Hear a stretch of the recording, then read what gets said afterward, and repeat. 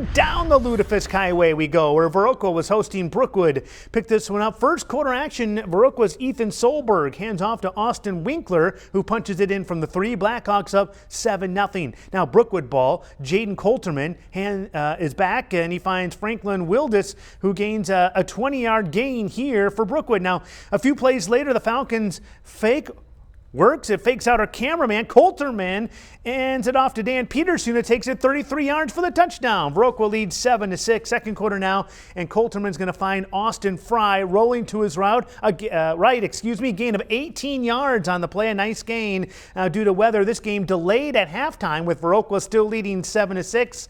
They'll finish this one tomorrow at 1 o'clock.